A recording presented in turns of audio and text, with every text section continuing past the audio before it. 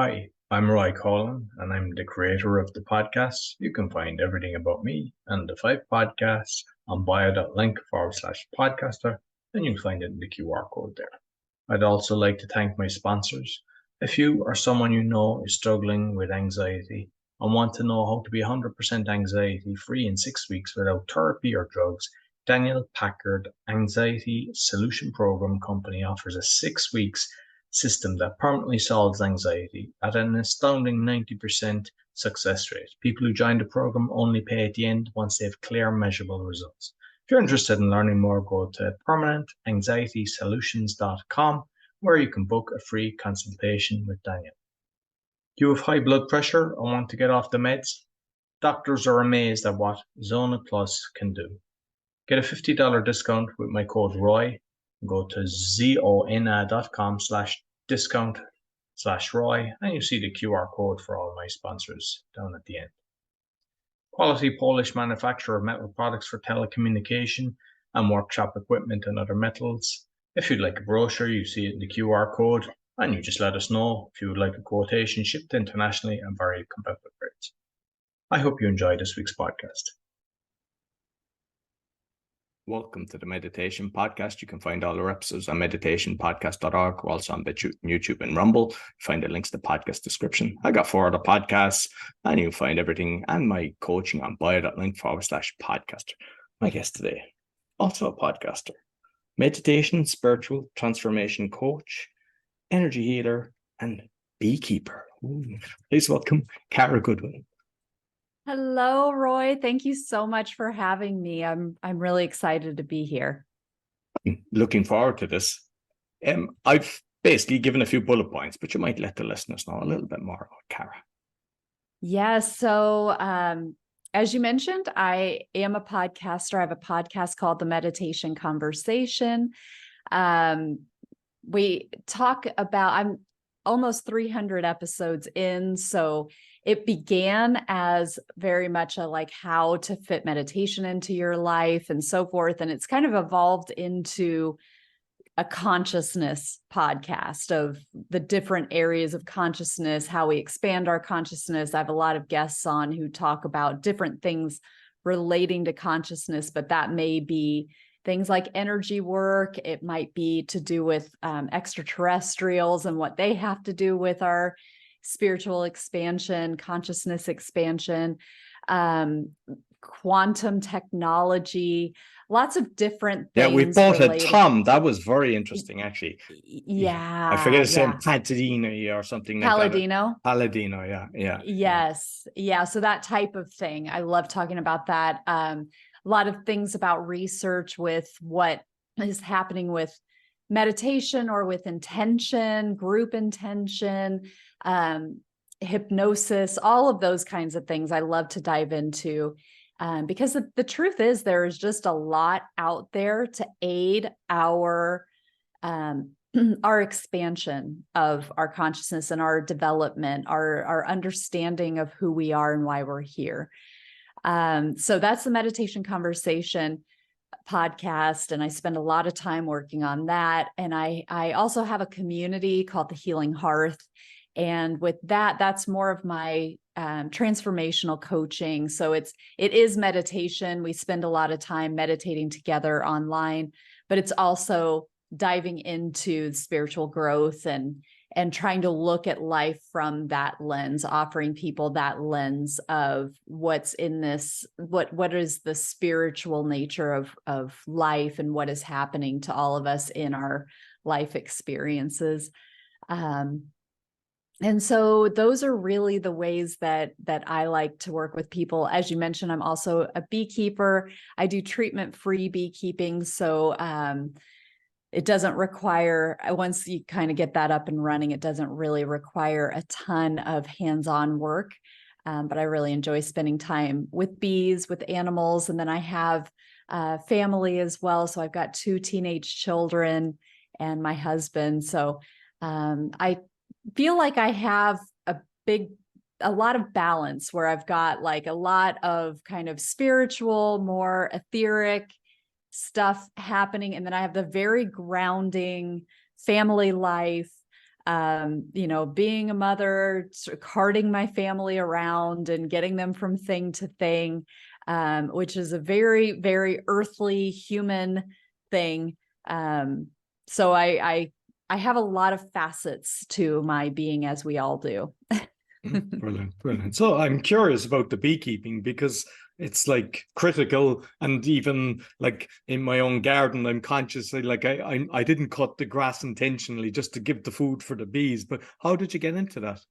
Well, bless you for doing that and for being mindful about the balance of nature. I got into it really because I understood the importance of bees and their impact on our ecology and the survival of sentient life on this planet. So that's why I got into it years ago, and I was doing traditional beekeeping. I mentioned I'm a treatment-free beekeeper. I had a couple of people on my podcast, 2 authors who wrote a book called What Bees Want, Jacqueline Freeman and Susan Niles. That book and that interview really opened my eyes to really the harm of conventional beekeeping, like when you're keeping them where you're manipulating the hives, and we're doing the things that I used to do in my practice of trying to keep the hive from swarming, from like where half the hive leaves, because that's really not great for honey production. Of course, assuming that the humans are going to come in and take the honey for their own benefit, leaving the bees with sugar water, which is basically like taking mother's milk from bees and then replacing it with candy. They with the honey, they're creating their own elixir, their own medicine, their own antibodies. It's the way that they survive. There's a lot with conventional beekeeping that is counterproductive, and it's actually really hard on the hives and on the bees. It makes it hard for them to multiply in terms of for us to have more bee hives, because in traditional beekeeping, you're trying to keep the bees from leaving so that they produce more honey within your hive. That means that what naturally happens is the bees get big, they just keep populating, and then half of them leave, or more than half of them, and they go create a new beehive, and then you've got 2 where you once had 1. Now there are 2 out in the world. One of them's not in your hive anymore. It's off wherever it lands. And then the other one that was there, it repopulates. And then those continue to split off. And this is how we populate the earth with bees, is by allowing that natural process of swarming. But with traditional beekeeping, we prevent that from happening. So we do a lot of things to trick the hive into not swarming, which of course ultimately is reducing the bee population. Even though we get these massive hives, you get one hive that's hugely massive and productive, and it's really working to create a lot of honey. So it took a big change in my consciousness, a big change of what I was actually wanting out of my hive, which was not so much about the honey production for my consumption or for me to sell, and more about I actually want more healthy bees in the world. And there's a better way to do that. There's a more mindful approach. And it took a complete recalibration within my own psyche, within my own understanding. It was another growth opportunity of really coming to terms with what I want for this world, and the changes that were required of me as a beekeeper. And I remember younger, or even not so long ago, I would freak out with bees. And if I was eating that, and I'd be coming, and now I'm just calm. And they do nothing to you. So I'm actually totally present. I'm enjoying them, watching the flower bend as the bumblebee is actually on the flower. And I think it's because you're freaking out, they're just reacting to your vibrations. Yes, they're very, very intuitive. One of the books that Jacqueline Freeman wrote, the guest that I mentioned, is called Song of Increase. And she actually channels the bees that she works with. And this book is her channeling of how they perceive the world and the multidimensional way that they perceive the world, and how they can tune into whether a flower's already been pollinated, what the flower needs in this whole give and take. of like this whole relationship between the bee and the flower, and the signals that they're getting. It was really, really amazing and beautiful to see it in that multidimensional way. But like you say, watching the flowers bend to the bee and the shape of the bee, like we have lavender in our garden, and I love watching the bees approach, and it's like they kind of like hug the flower as they get the nectar, but it's like the flower is shaping, like the two shapes, they're like two puzzle pieces where they come in, they grab on, and it's like the flower takes the shape, and it's this perfect union, and it's very quick, but it's like, oh my God, they were so made for each other. And of course we have evolution and so forth that can, we can go down that route of like how the flowers shape for the pollinators and vice versa and stuff. But it's really spectacular to watch nature in that way. Brilliant. And I'd love to know your own kind of meditation journey. How'd you get into all of this?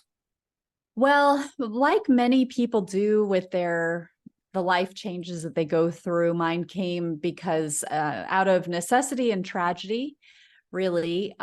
Years ago, I was living a pretty conventional life. I've always been interested in some of the things like reincarnation and the stories of like children remembering their past lives, things like that always interested me. But I also felt removed from that. Like they were just kind of interesting stories, but I didn't really feel necessarily connected to that type of world beyond the five senses. And then years ago, I had a year, or actually like I think it was about 6 months, 7 months, where it was my life just kind of fell apart with my family, not the family within my household, but like my parents and my siblings and things, beginning with the death of my sister-in-law, so my husband's sister, which was shocking, and we were very close. That was really difficult. And then that was immediately followed by our dog passing away, and my stepdad then his health declined very quickly, and he had to have a surgery on his brainstem, spinal cord area, which was a very delicate, we didn't know if that was going to lead to paralysis. Luckily, he's doing very well. But and then my mother-in-law was hit by a motorbike while she crossed the street, so she was in hospital and recovery for that. And then my stepmom was in the ICU for a failing heart, and she had a heart transplant just in time. But that was a big, having a heart transplant is a very big deal. So all of that happened in very quick succession. And my family and I were living abroad at the time. So that was like even harder that we couldn't be with anybody. And it was starting to feel like every time I answered the phone, it was terrible news. And so I really felt that I needed something to help me kind of just cope. And I had been drawn to meditation for years before that, but I'd never been able to really get it to work for me. I kind of just approached it as like, well, I just need to give myself time to sit, and then I won't think, and some magic will happen. And ultimately I would sit and not think for about a half a second, and then I would just be thinking, and I wouldn't get anything out of it, and I'd stop doing it. And this was a cycle. Like I'd get this reinvigorated, like, I want to learn to meditate. This is the missing thing in my life. And then I wouldn't know what I was doing, and I would drop it very quickly.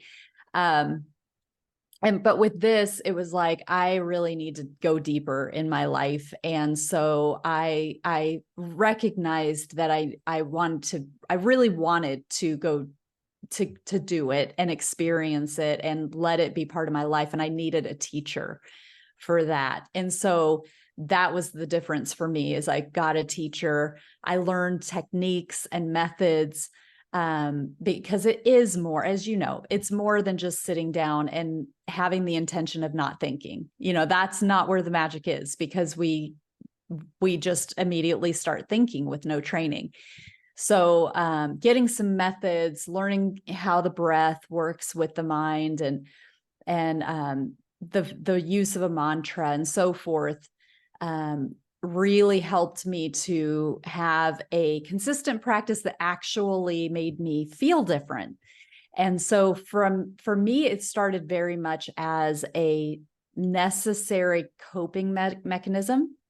And I really was very hesitant on the spiritual side. I was very hesitant of kind of bringing God into it and kind of letting it be a spiritual connection, a spiritual practice for me, which is funny for me to look back on that, because now I get like, that's the primary purpose, is spiritual connection. It's growing myself spiritually. It's understanding myself and experiencing myself as more than this human body, and experiencing that connection with God, with my higher self, and really utilizing it as a tool to continue to strengthen that connection, so that more and more I am kind of just letting this energy flow through me and letting that be my living experience, rather than, just feeling better and feeling, not so stressed or not so anxious. That's all kind of the byproduct now, is that calmness and that presence. And being a mother, is it something that you've kind of encouraged your children to do? Or are you letting them on their own little journey? It's the latter. I would love to say my children meditate. We meditate all the time together. It's this whole kumbaya, beautiful household. No, it's not like that. Unfortunately, because they're teenagers, as I mentioned, so 13 and 16, and it seems to be something that they want to rebel against. And I've never been one to push them.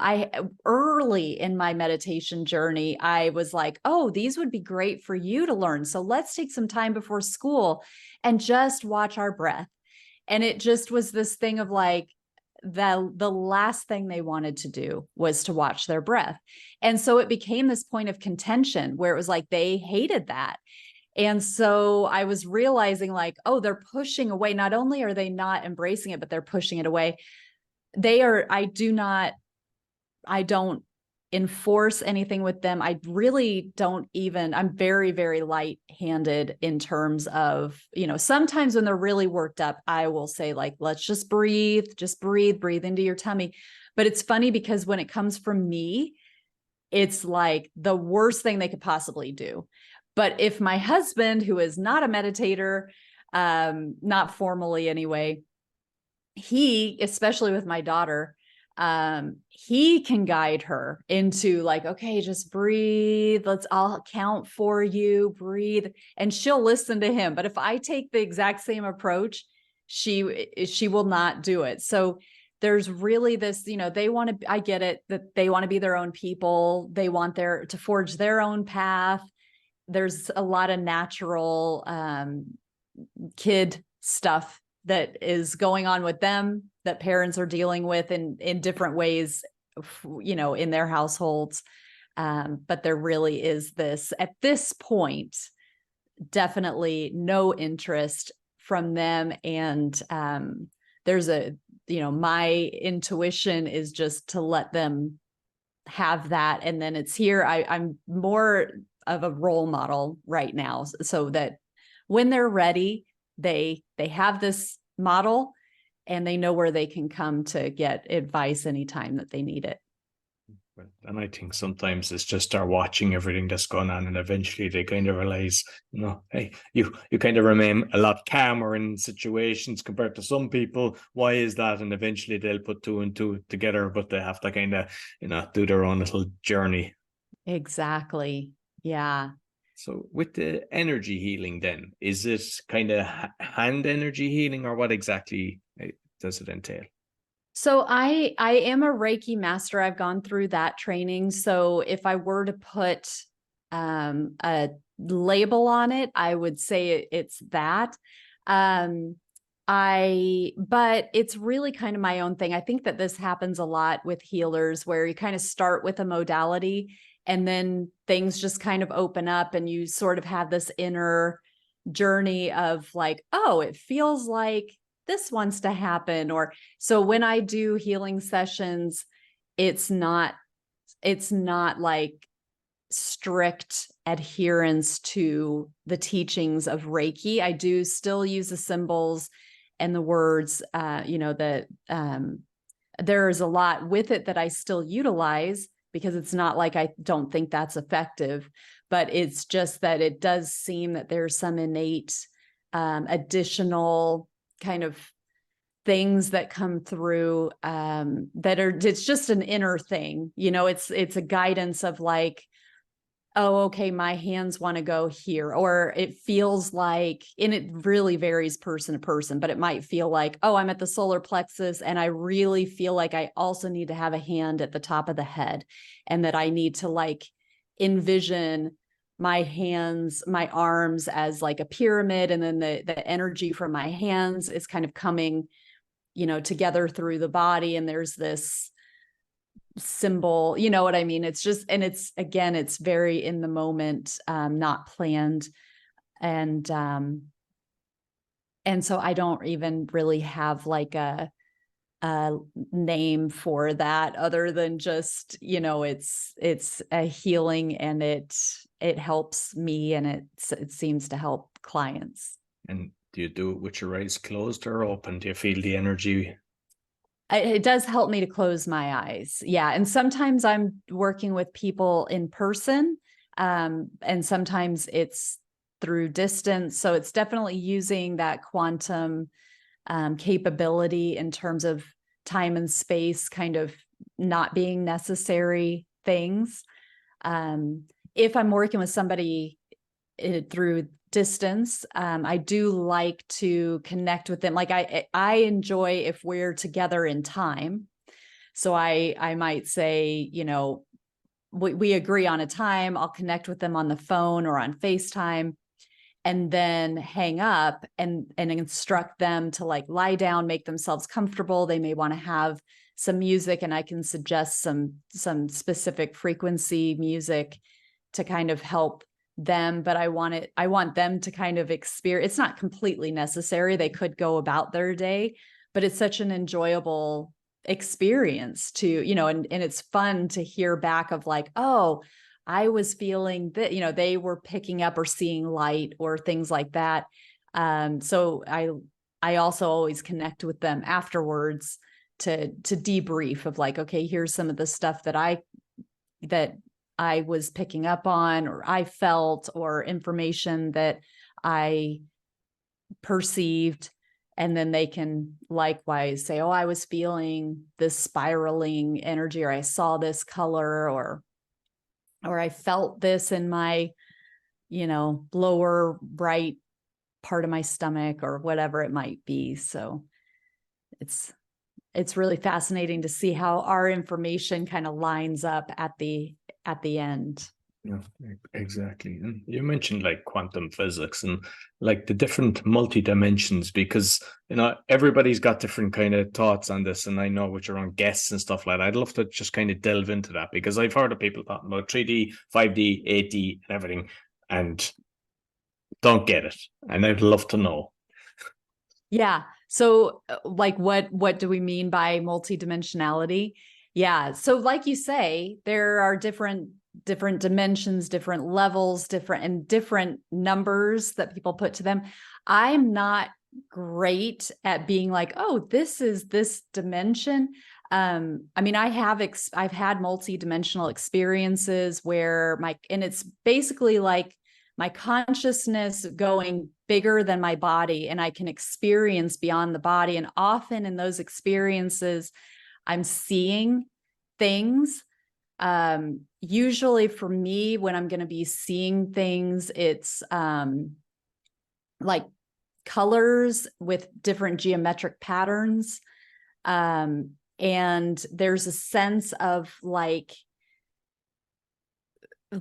physical distance from my body. So, and there's a difference in the what's happening with what I'm seeing. So even though it's different geometries, like when I'm immediately outside of my body, there's like a thickness and like it feels a little bit more, it's hard for me to describe, but it feels like denser. It's denser energy. So it's not physical, but it's so dense that it's almost physical. And to me, that's 4D. That's being in the fourth dimension. And there are people who talk about how we are actually 3/4D humans, because we are kind of still in that fourth dimension as well. A lot of people are already awakened to the fourth dimension, but when I'm actually experiencing it energetically, it's very close to, it's like the next level just outside of my body. And it's so dense, the energy is so dense and so thick that it almost feels physical, but it's not. And then there's this sense of just like traveling or expanding a little, like just continuing to expand to where I can perceive a little bit further out. And then the density starts to change, meaning like the energy starts to feel a little bit less dense, a little bit thinner. The geometries change, they organize in a different way. The colors change and intensify, and that's where I can start to see some colors that I don't see with my physical eyes. But again, there is almost like a physical location to it in relation to my body.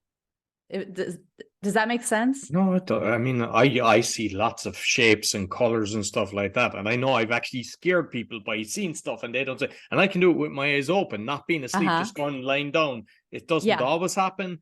And when I was younger, like they class it as sleep paralysis, but I don't know, was it a form of that where I kind of felt the darkness coming over me and it kind of scared me. And eventually I faced up to it and that stopped. But like loads of times, whether my eyes are closed or open, I can see all shapes. I can see amazing things. It's like you're tripping. You're just looking at this. You go. Exactly. So I don't know if you've ever, when that's happening, kind of noticed like, okay, if I bring my attention closer to my body, how the shapes change, how the geometries change, how the colors change, and how you can bring your awareness further out and it changes. And it changes like density too, to where I can keep going out and it starts to become like, rather than like these shapes with colors and so forth, it's like thin lines, like thin golden lines. And to me, again, just my interpretation, because I believe that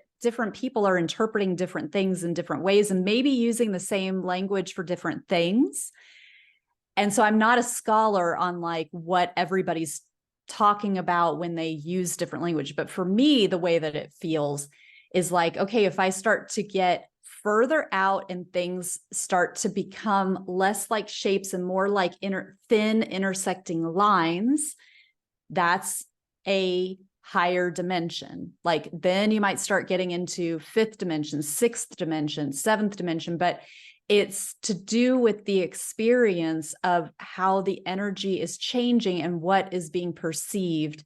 And you can feel that like, okay, this is a lighter energy. There's also maybe you have some awareness of like where your attention is in your brain simultaneously to being connected to what's outside of your body. But there's also can be activations or like a vibration or even just an awareness of where you are with your brain. And if you can bring your awareness like higher up in your brain, it can start to change how far out you're going. And it's very like so many things are interrelated, vibrations that are happening within the body and different, like around different chakras and how that changes what's active in the brain and what's happening in those different, locations outside of the body. All of it is connected.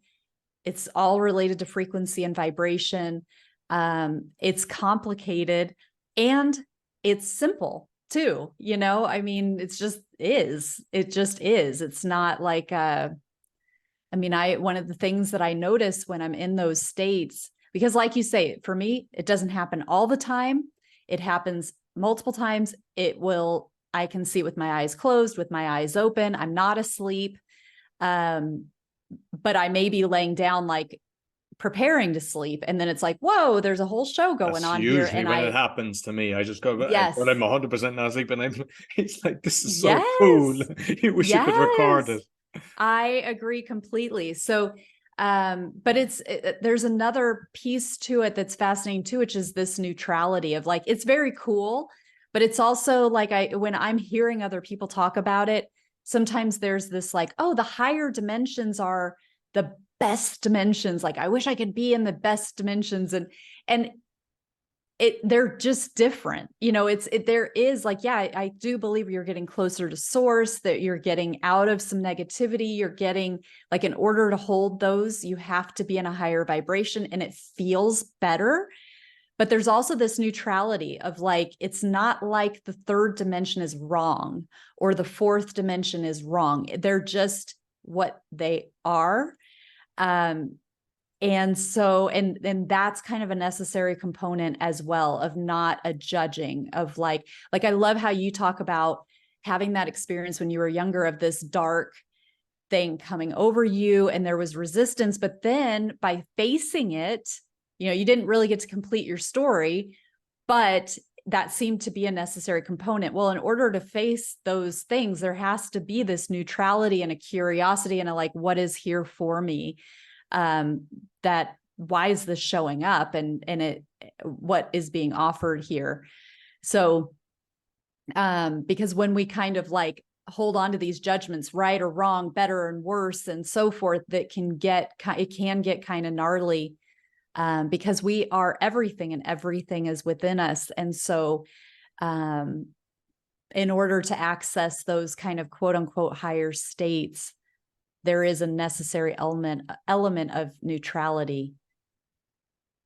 I'm just curious what percentage of people actually see this, because I know that I freaked out kind of partners that I've been with when I've seen this, and it's like they're not getting it. Loads of people don't, but I like, do you come across many people that actually can see this? No, not I wouldn't say so. I would not say so. I mean, I do come across people because it comes up. Not people like you who are like, yeah, I've seen that loads of times and I know exactly what you're talking about. That's rare, I would say, in my experience, but I do feel like things are opening up more and more and that more people will be. And I think it's really important that we have people who are going through this and sharing about it, because the more we evolve, and there are a lot of prophecies and predictions about the acceleration of human consciousness, and particularly in the next handful of years, there's going to be a big spike in expansion of consciousness among people who will be in completely new territory and maybe feel like they're losing their minds. So I think it's really important that these stories are shared so that people know that there are reference points and that it's okay. It is a part of evolution, of consciousness expanding. And I believe that, you know, the experiences that you're having will become really important for people as they start seeing things with their eyes open and when they're not asleep and freak out. And you can be like, okay, I know exactly what is happening. It's okay. It's a blessing. You're going to be okay. Just, you know, stay calm and so forth. Embrace the beautiful, you know, shapes and colors. Right. Yeah. Enjoy the journey. So yes. With the podcast, because I know you mentioned it at the start, but we actually both started in November 2018, because I've got 5, but I actually started podcasting, so we both started. Kidding. Yeah, we both started at the same time. And, how about that? Yeah. So you actually have 313 episodes, because you thought you might be 300, but 313, you're in the top. Oh, was it 313? Yeah. Wow. Okay. Yeah, top 3% as well. Well, congratulations on that. Wonderful. But I see Thank you. You'd need Donald once recently, but I'm just curious, because I mean, we mentioned Tom, and like, what guests have you had on? Because I mean, I know just in my podcasting journey, not just the meditation, but in everything, there's always a few people that go, it makes you just kind of go, wow, what things have happened to you in your podcasting journey that kind of made you kind of change your thought process? Oh, wow. That's a great question. Yeah, I just had Neil Donald Walsh on, the author of Conversations with God. That was his second appearance. I had a live stream with him last week, and that was really, really beautiful. I mean, Conversations with God was one of those really early, like my first awakening book when I was like 19 years old, where I found this book randomly, and it completely blew open how I thought about God, how I thought about spirituality. So it was still another probably like almost 20 years before I actually started waking up and like actively working on my spiritual growth. But that was a foundational kind of cornerstone piece. And so interviewing him twice now, we're actually working on our third, we're booking the third interview, but that was like, what? How am I interviewing like one of my heroes, really, and he's very humble in terms of like, these are not my teachings. This is what happened with like the insight that God gave me in our conversations. I also recently had on Lynn McTaggart, who has done some fascinating studies on group intention. She's run global experiments and had a huge impact on people manifesting healings and really life-changing things, and even lowering crime rates in war-torn countries. She's done some very, very powerful work. So connecting with her was really great. There's somebody who's pretty big in the QHHT world, quantum hypnosis healing technique, who worked with Dolores Cannon, who's the founder of QHHT. She's the creator of QHHT, who has now passed on. But Suzanne Spooner, who worked with her in the last 2 years of her life. And Reuben Langdon is another favorite of mine. I've had him on a couple times. He created Interview with ED, Extra Dimensionals. So that's on a channel here in the States called Gaia. He's done some fascinating things in terms of extra dimensionals, people who channel extra dimensionals or extraterrestrials, lots of different names for that type of person. Dr. Jill Bolte Taylor, who wrote My Stroke of Insight. That's an incredible work where it was a what was her title? She worked for Harvard studying the brain. And I can't remember now exactly what her title was, but she was in her 30s going to Harvard every day, studying the brain. And she had a stroke at 37. And she was like, oh my God, I'm having a stroke. And she was like, I'm going to see it from the inside. Like, she was fascinated by what was happening. But the way that it became a very mystical experience for her, and the whole rebuilding of her brain, and how she, it completely changed her. She was able to heal herself, but now she has all this insight into the brain and mysticism and how we're connected to all things. She has an amazing TED Talk out there too, but her book is phenomenal. So that was another, like, I just loved being able to connect with her. And I've had lots of fascinating people who have had like alien experiences. Barbara Lamb, who's a regression therapist for contactees, had her out on a couple times. She's just a wealth of knowledge of crop circles and how ETs are advancing our consciousness, the role that they're playing in our spiritual awakening. And none of this was anything like, when I started this podcast, I didn't give aliens really a second thought. And I was really like, of the camp of like, I'm not sure that that's really a thing. And the people who talk about it a lot kind of made me think that maybe they were not completely tethered to reality.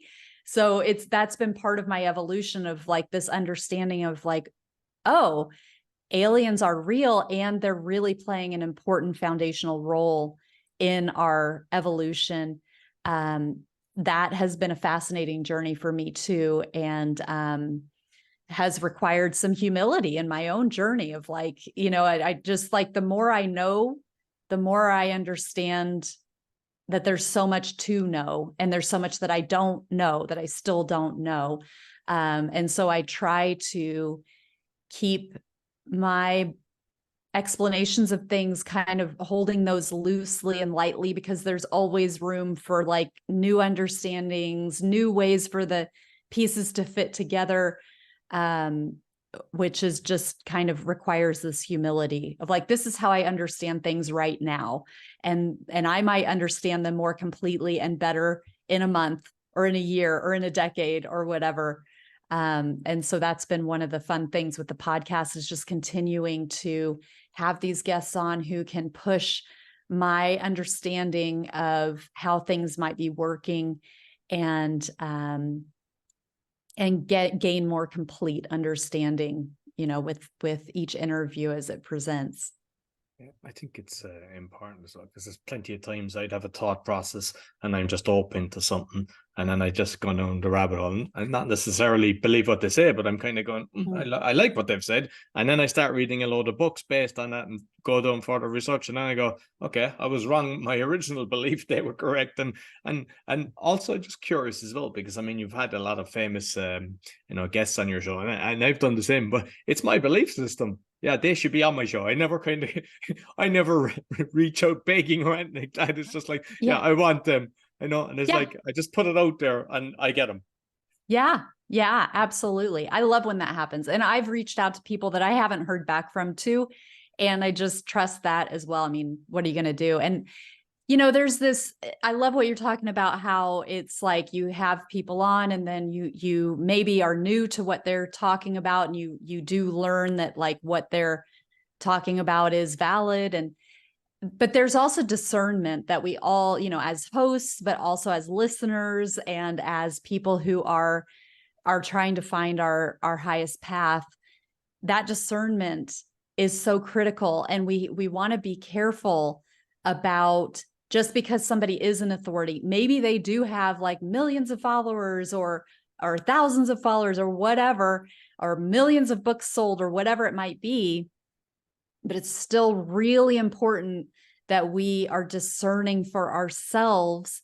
I mean, I literally just yesterday was having a guest who was wanting to be on my show. I didn't really know him, but I was like, sure, he's talking about quantum healing and it was kind of up my alley, but I started to realize this encroachment of like his team coming in and really encroaching on my free will, telling me what it was going to be titled, telling me what questions to ask, sending me things, like quantum technology, but that I don't know this person. And I was like, oh, okay, yeah, you can send that to me. That'll be fine. But the more communication I was getting, I was like, okay, I can see, like, I have boundaries and there seems to be some sort of like overarching, like pushing, and it didn't feel right. And I canceled. I was like,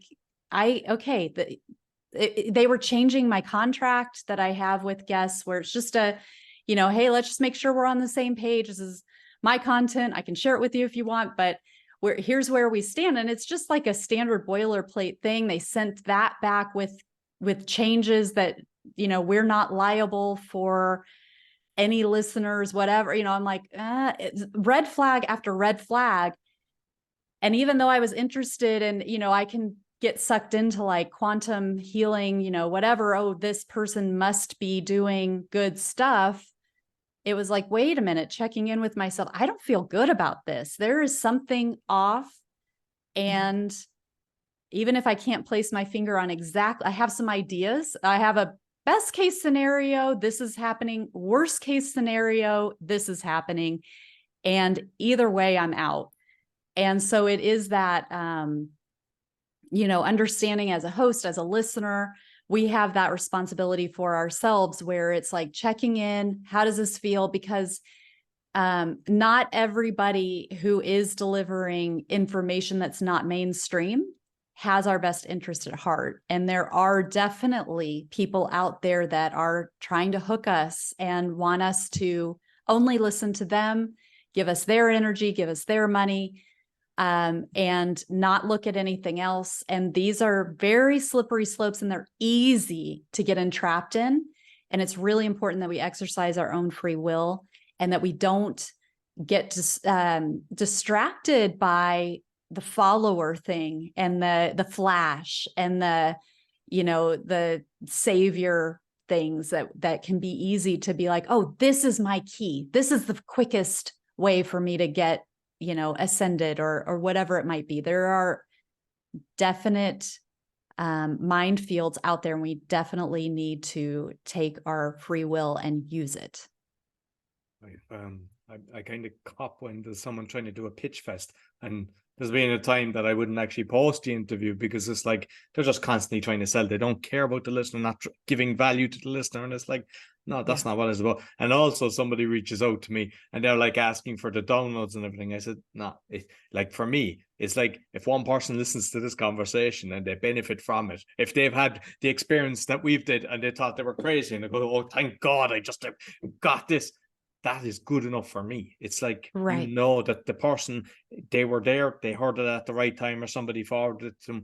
And that's the most important. But some people, they're looking, for the magic numbers. And the same with the biggest. I mean, it's great getting the biggest, but like the thing to remember is like, they're not sharing that out. They're just happy. It's good for you. But it's the people that nobody knows that I like on the speaking podcast. It was like a 16-year-old beatboxer, and he went into Toastmasters. Like I just loved the way he was kind of pushing himself and everything. He signed under his dad because you have to be 18, and it's like that's beaten loads of people with the tongue because he was so happy and he shared it and everything. But it was just the energy and everything. And like some people, like I know some podcasts, and they're really trying to reach out for the big boys, and they're like just instead of them just coming and it just lands and it's just like, oh, I'd like to have him because I think it would be an interesting conversation.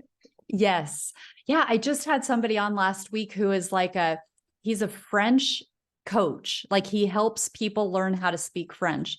And I'm editing this podcast right now. And it's like, it seems like it wouldn't be relevant to a meditation podcast. And I'm like, listen to this. Like, don't just look at this and be like, oh, I don't care about learning French. Listen to what he's talking about. Is that your man, Andres Perret? No?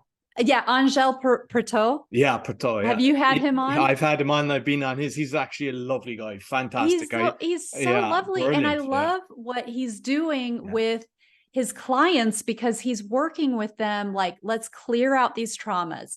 Let's work with your future self. Like, he's working at the quantum level, but to achieve something that he's gifted with and that is very practical for people, but he sees it from a much higher perspective of like, how can we take the whole you, the whole being, and integrate that and integrate this learning into that.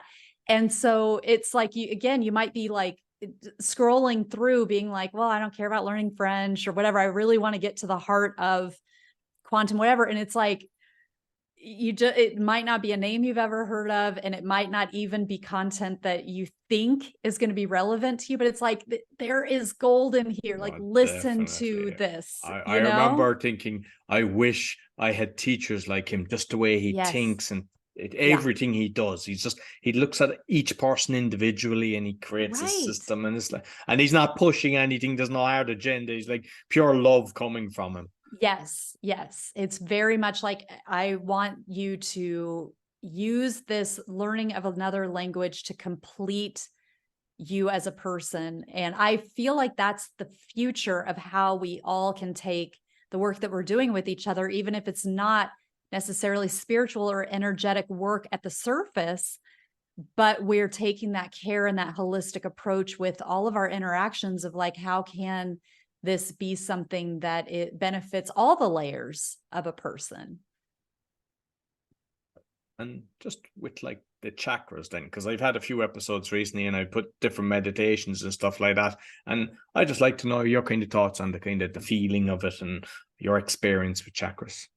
Yeah. So some of those multidimensional experiences that we've talked about where, you not sleeping, but maybe laying down, preparing to go to sleep, eyes open, eyes closed, either way, the experience doesn't change. I have felt distinct vibrations in my chakras. So I understand that the chakras are not physical and you can dissect a human body and you will never find this circle, this sphere that is the chakra, because it's energetic. So it's not physical. And it's not unusual for there to be a bundle of nerves where the chakra is, but it was fascinating to me to be in some of these experiences and being like, oh my gosh, my solar plexus is literally vibrating. Like I can physically feel a vibration. And it wasn't even just a sphere. Because if you ever see like the renditions, an artist's rendition of the chakras, it's like these spheres of colored lights basically along the spine and up into the head. And it was like these vibrations would grow and I'd have this like horizontal band where that whole section of my body was vibrating, but physically vibrating. And even to the effect of like outside of my body, like the bed, where I'm like, I can even feel vibrations. Like and my husband's sleeping next to me. And it's like, I wonder if he could feel, like if he was awake, if he'd be able to feel these vibrations. And then that one would stop and another one would start. And again, it'd be like beyond even just the sphere where it was like expanding as this band and going even beyond my body. As that was happening and I was just becoming aware of those vibrations, then I was also experiencing the color that was relating to it and then understanding, because of course we know that the chakras have different elements that are part of them, being color and different earth elements, like the root is red, but it's also associated with the earth element. There are different emotions that are tied to it. But what I was understanding is that the things in our external environment are working with those parts of our chakra system. So if I'm feeling out of balance in my root, for example, spending time with trees, spending time on the earth, that is where, from a physical location where I store, those parts of me are physically, energetically located. They're energetically kind of stored and housed in that physical location of my body. So it can all work together. Also feeling that vibration, it's like, oh, the vibration is frequency. Frequency is the measurement of vibration. So it's like, I'm feeling this vibration. I'm actually tuning into what that physical vibration is. So if we're like listening to things that are at that vibration, it's automatically activating and stimulating that part of the body. So it's all intertwined and it's all helping to balance. And it was just this very experiential understanding of things that I intellectually knew, but it was like, well, before those experiences, it was kind of like, oh, okay, well, every chakra has a color and they have an element, but it was like, I don't really know why. But then just that, all of that knowledge kind of fell in of like, oh, they're all working together to stimulate and balance. And there are things that we can use in our external to kind of create that balance within us. I don't know. Does that make sense? Yeah, totally. Beautiful. And just finally, with the coaching then, like who's your ideal clients? What exactly would be perfect for you? I do enjoy working with people who already are curious and not so locked into the real world is what my five senses tells me and shows me. I tailor my teaching and the way that I speak based on how new somebody is. So I do have clients who are very new to meditation, and I'm not going to go right to them talking about ETs or even chakras or whatever, we gotta crawl before we can walk. But I really get a lot of joy from working with people who are curious and wanting to connect more with their spiritual nature and just looking for ways to nurture that within themselves. It's not absolutely necessary. I can work with people who are very tied to the physical and not ready to kind of expand in that way. But my sweet spot is like, oh, you want to go deeper and connect stronger with your higher self, with the invisible nature of reality. I love that. Beautiful, beautiful. So thoroughly enjoyed our conversation. Carrie, you might let people know how they can get in contact with you. Yeah, thank you so much for having me, Roy. This has been a really, really beautiful discussion. People can reach me at karagoodwin.com. That's Kara with a K. I have meditation resources. You can get free downloads of meditations, and I have weekly live streams with really interesting guests. That's like I mentioned Neil Donald Walsh was last week through the Conscious Awakening Network. So those are live streamed. You can get information about those on my website. And then my podcast is The Meditation Conversation, and that's on all the hosting platforms. I put them on YouTube as well. I'm slow to do that. I'm trying to give more attention to YouTube when I can, but I'm kind of a one-woman show, and it's just hard to get everywhere all the time. And I'm on Instagram. I'm on most of the socials. Well, Instagram, LinkedIn, and Facebook, I should say, but I pay most attention to Instagram at Kara_Goodwin_meditation. And I spell Kara with a K. I can't remember if I said that already. Oh, perfect. I'll make sure I put the links of your website and all your handles and the podcast on both the audio and the video. Thank you very much. Thank you. Thank you so much. This has been lovely. No problem. So that's all for the Meditation Podcast. You'll find all our episodes on meditationpodcast.org. We're on BitChute, YouTube, and Rumble. And you'll find my further podcasts along with my coaching bio.link/podcaster. Be sure to give us a thumbs up, 5-star rating, share with your friends. And make sure you give Kara a 5-star rating as well on her podcast, because it really helps. Until next week, take care. So I hope you enjoyed this week's podcast. You'll find everything about me on bio.link/podcaster with all my podcasts, and you'll find it you see in the QR code in the graphic that's shown. I'd like again to thank my sponsors. So if you or someone you know struggling with anxiety and want to know how to be 100% anxiety free in 6 weeks without therapy or drugs, Daniel Packard's Anxiety Solution Program company offers a 6-week system that permanently solves anxiety at an astounding 90% success rate. People who join the program only pay at the end once they have clear, measurable results. If you're interested in learning more, go to permanentanxietysolutions.com, where you can book a free consultation with Daniel. Do you fight blood pressure and or want to get off the meds? Doctors are amazed at what Zona Plus can do. You can get a $50 discount with my code ROY, zona.com/discount/ROY. And you'll see it in the QR code as well as Daniel's QR code. Quality manufacturer of metal products for telecommunication and workshop equipment and other metal materials. You see the brochure there in the QR code, and let me know if you would like a quotation, shipped internationally at very competitive price. I'd like to thank all my sponsors and also all my listeners. Be sure to give me a thumbs up, 5-star rating, share with your friends, really helps. And I also have a video on how to give a 5-star rating, because a lot of people have wrote to me asking me that they don't know how to do that. Until next week, take care.